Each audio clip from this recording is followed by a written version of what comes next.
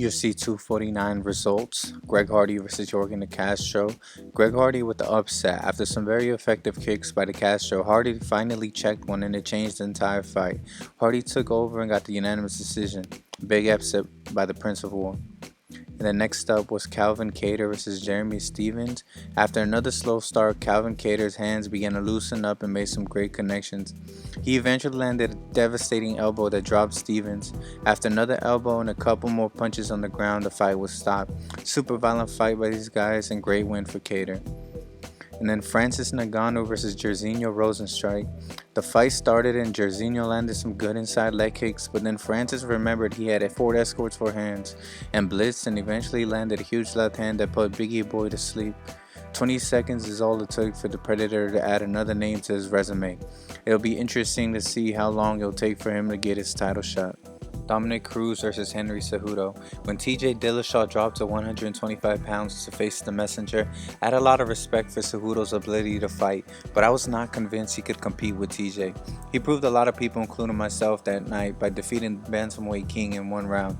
When Cejudo went up to 135 to fight for the vacant Bantamweight title against Magic Marlon Moraes, again I had my doubts.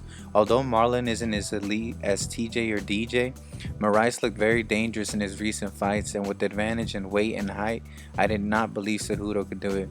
He dug deep and finished Marlon in the 3rd round after being outclassed in the 1st and making adjustments in the 2nd. I should have learned my lesson then.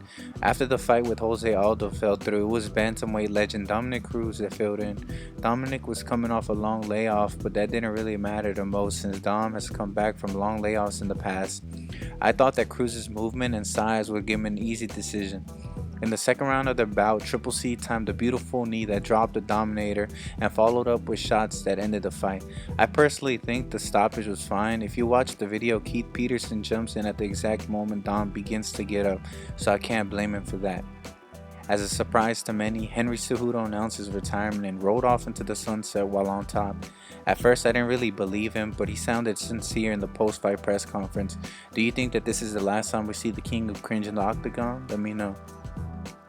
Tony Ferguson vs. Justin Gaethje. In the main event, it was not exactly what we expected. I predicted that Justin Gaethje would upset Tony Ferguson by knockout, but what I saw was very strange. Not only did Justin win, he dominated Tony for all 5 rounds.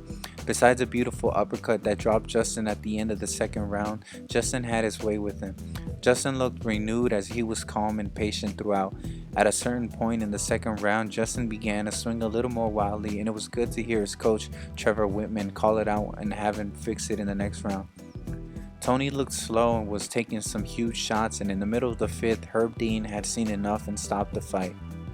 It was truly a great night for the UFC. Most of the fights were entertaining and the main card was great start to finish. Let me know what fights were your favorite and which fighter impressed you the most. Until next time, take care. Don't forget to like and subscribe.